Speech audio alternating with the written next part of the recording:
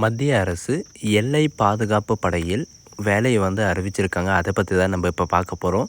இதில் பார்த்தீங்கன்னா உங்களுக்கு பிஎஸ்எஃப்ல கான்ஸ்டபிள் அண்ட் ஹெட் கான்ஸ்டபிள்கான வேலையை அறிவிச்சிருக்காங்க. இது உங்களுக்கு பர்மனண்ட்டான சென்ட்ரல் கவர்மெண்ட் ஜாப் தான். இந்த ஜாபுக்கு எலிஜிபிள் கேட்டகிரி பொறுத்த வரைக்கும் பார்த்தீங்கன்னா வெறும் 10th 12th நீங்கள் பாஸ் பண்ணியிருந்தாலே போதுமானது. இன்க்ளூடு ஐடிஐ இந்த மாதிரி நீங்கள் படிச்சிருந்தாலும் நீங்கள் அப்ளை பண்ணிக்கலாம் அப்படின்றதையும் மென்ஷன் பண்ணியிருக்காங்க. இதில் மேல் அண்டு ஃபீமேல் எல்லாருமே ஆல் ஓவர் இந்தியாவில் யாருனாலும் நீங்கள் அப்ளை பண்ணிக்கலாம். மந்த்லி சேலரியை பொறுத்த வரைக்கும் பார்த்தீங்கன்னா 25,500 ரூபாயிலேருந்து 81,100 ரூபாய் வரைக்கும் உங்களுக்கான ஸ்டார்டிங் சேலரி இருக்கும் அப்படின்றதையும் மென்ஷன் பண்ணியிருக்காங்க. அண்டு இந்த ஜாபுக்கு அப்ளை பண்ணுறதுக்கான லாஸ்ட் டேட்டை பொறுத்த வரைக்கும் பார்த்தீங்கன்னா இந்த மாதம் கடைசி வரைக்கும் இருக்குது. 23/9/2025 அன்றைக்கு வரைக்கும் நீங்கள் ஆன்லைன் மூலிமா நீங்கள் அப்ளை பண்ணிக்கலாம் அப்படின்றதையும் மென்ஷன் பண்ணியிருக்காங்க. ஸோ இதுக்கு யாரெல்லாம் அப்ளை பண்ணலாம், என்ன எஜுகேஷன் அண்ட் குவாலிஃபிகேஷன், உங்களுக்கான செலெக்ஷன் ப்ராசஸ் என்ன இருக்குது அப்படின்றத பார்க்கலாம். ஸோ டிஸ்கிரிப்ஷன் கீழே இருக்கிற லிங்க்கை நீங்கள் கிளிக் பண்ண உடனே டேரெக்டாக இந்த பேஜுக்கு வந்துடுவீங்க. இது பார்த்திங்கன்னா உங்களுக்கு டைரக்ட் ரெக்ரூட்மெண்ட்டுக்காக பார்த்திங்கன்னா உங்களுக்கு ரெக்ரூட்மெண்ட் பண்ண போகிறாங்க. ஜென்ரல் பார்டர் செக்யூரிட்டி ஃபோர்ஸ்க்காக பார்த்திங்கன்னா உங்களுக்கு டீட்டெயில் அட்வர்டைஸ்மெண்ட்டில் உங்களுக்கு கொடுத்துருக்காங்க. எதுக்காக ரெக்ரூட்மெண்ட் பண்ணுறாங்க அப்படின்னு பார்த்தீங்கன்னா departmental recruitment post of head constable, radio operator and radio மெக்கானிக்காக பார்த்தீங்கன்னா உங்களுக்கு கம்யூனிகேஷன் சிக்னலுக்காக பார்த்தீங்கன்னா உங்களுக்கு ரெக்ரூட்மெண்ட் பண்ண போகிறாங்க. இதில் மேல் அண்ட் ஃபீமேல் 2 பேருமே நீங்கள் அப்ளை பண்ணிக்கலாம். இந்தியன் சிட்டிசன் எல்லாருமே நீங்கள் அப்ளை பண்ணிக்கலாம். சரிங்களா? ஆன்லைன் மூலிமா தான் நீங்கள் அப்ளை பண்ணி ஆகணும்.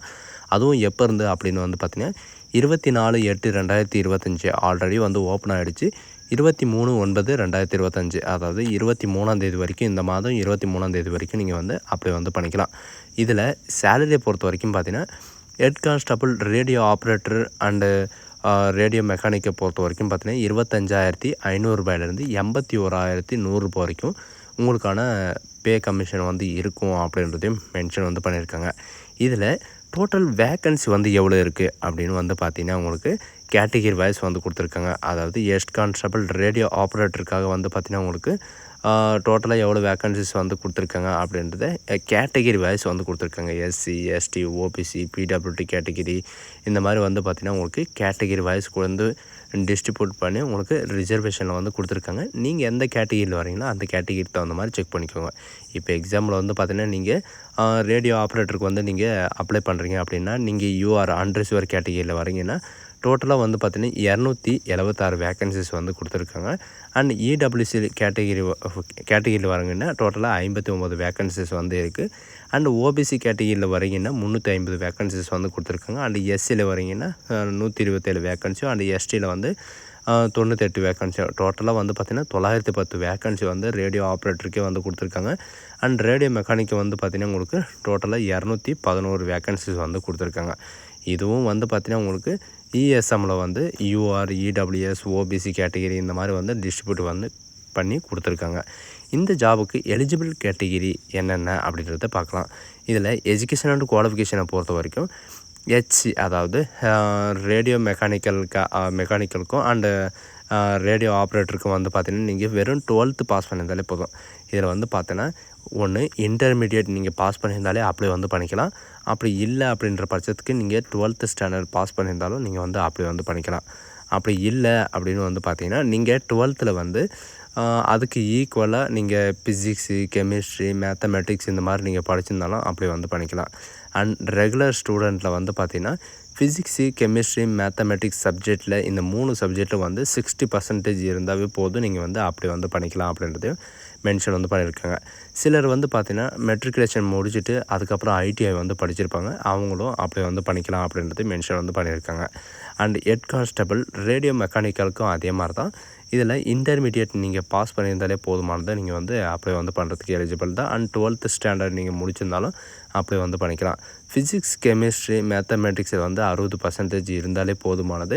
அப்படி இல்லை அப்படின்ற பட்சத்தில் பார்த்தீங்கன்னா நீங்கள் மெட்ரிகுலேஷன் முடிச்சுட்டு ஐடிஐ நீங்கள் முடிச்சிருந்தாலே போதுமானதை நீங்கள் அப்ளை பண்ணிக்கலாம். அண்ட் இந்த ஜாபுக்கு ஏஜ் லிமிட்டை பொறுத்த வரைக்கும் எவ்வளோ இருக்குது, எவ்வளோ ஸ்டார்டிங்கு அப்படின்றத பார்க்கலாம். யூஆர் அன்ரிசர்வ்ட் கேட்டகிரியை பொறுத்த வரைக்கும் பார்த்தீங்கன்னா 18 வயசுலேருந்து எல்லாருமே நீங்கள் அப்ளை பண்ணிக்கலாம்.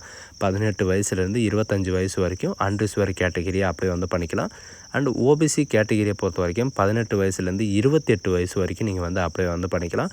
அண்ட் எஸ்சி எஸ்டியை பொறுத்த வரைக்கும் பார்த்தீங்கன்னா 18 வயசுலேருந்து 30 வயசு வரைக்கும் நீங்கள் வந்து அப்ளை வந்து பண்ணிக்கலாம்.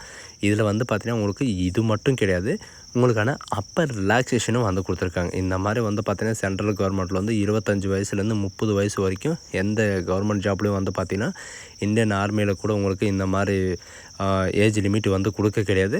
அண்ட் அதுவும் இல்லாமல் உங்களுக்கு அப்பர் ரிலாக்ஸேஷன் வந்து கொடுத்துருக்காங்க. என்னென்ன அப்படின்னு வந்து பார்த்தீங்கன்னா எஸ்சி எஸ்டிக்கு வந்து பார்த்தீங்கன்னா 5 இயர் ரிலாக்ஸேஷனும், அண்ட் ஓபிசி கேட்டகிரிக்கு பார்த்தீங்கன்னா 3 இயர்ஸ் ரிலாக்ஸேஷனும், அண்டு எக்ஸ் சர்வீஸ் மேன் இவங்களுக்கெல்லாம் இந்த கேட்டகிரியில் வந்து பார்த்தீங்கன்னா உங்களுக்கு கேட்டகிரி தகுந்த மாதிரி வந்து மென்ஷன் வந்து பண்ணியிருக்காங்க.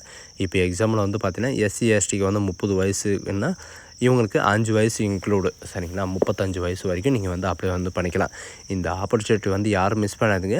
பென்ஷன் கிடையாது, பட் செட்டில்மெண்ட் வந்து கண்டிப்பாக உண்டு அப்படின்றதையும் மென்ஷன் வந்து பண்ணியிருக்காங்க. அதனால் வந்து பார்த்தீங்கன்னா இந்த ஆப்பர்ச்சுனிட்டி வந்து யாரும் மிஸ் பண்ணிக்க. சென்ட்ரல் கவர்மெண்ட் ஜாப்னால சேலரி வந்து பல்காக வரும் அப்படின்றது எல்லாருக்குமே தெரியும்.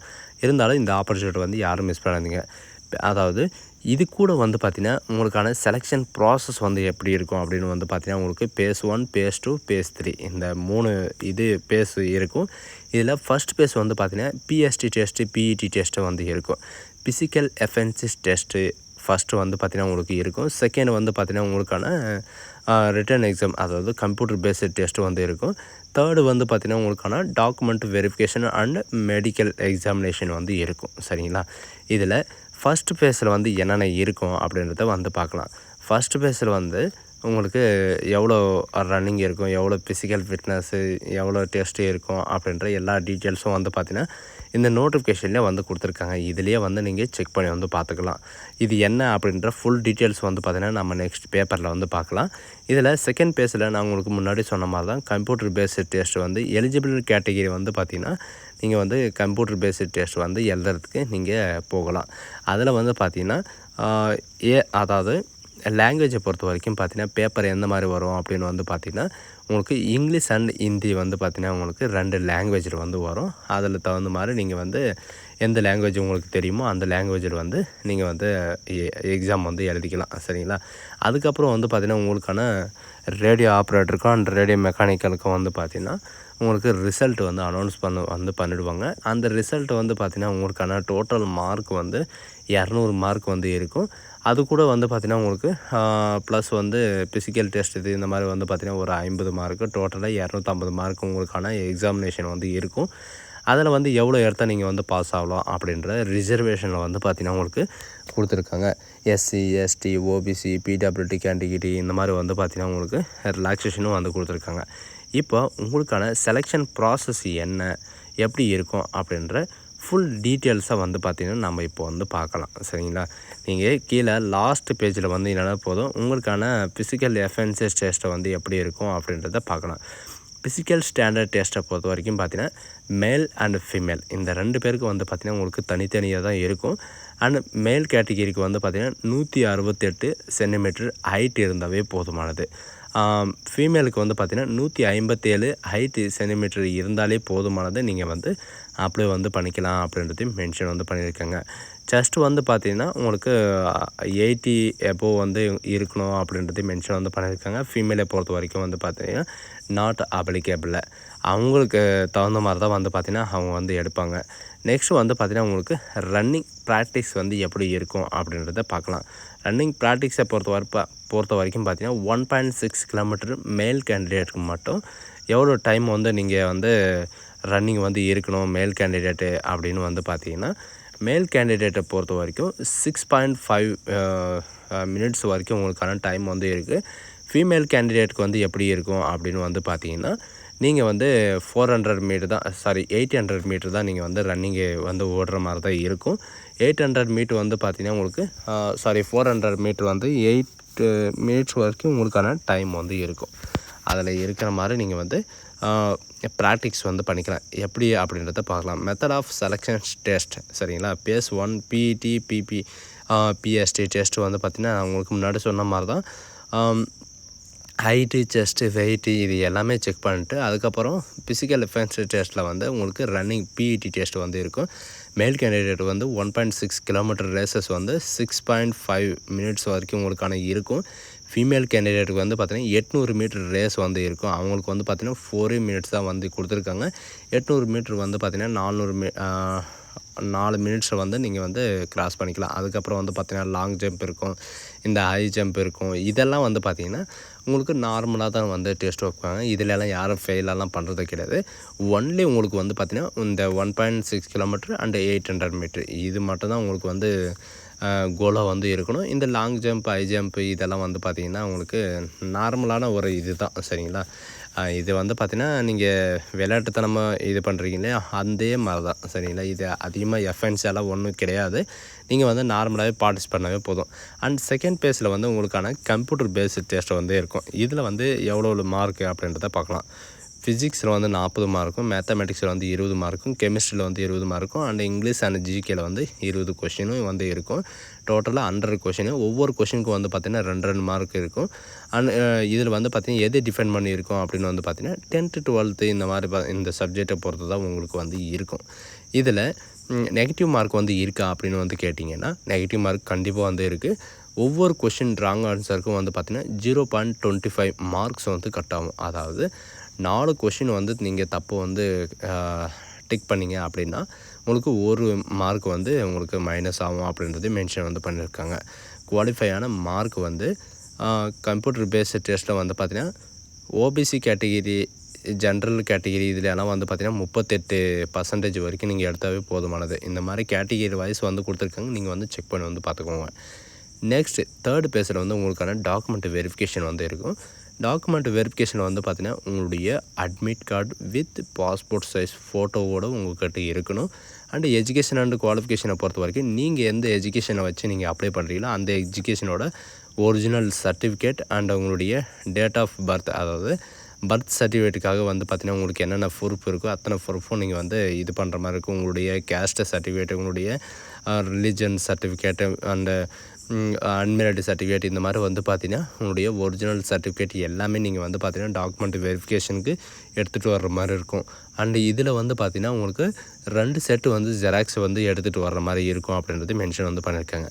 அப்ளை பண்ணுறதுக்கான லிங்க் வந்து இது தான். இதில் வந்து அப்ளை வந்து நீங்கள் பண்ணிக்கலாம்.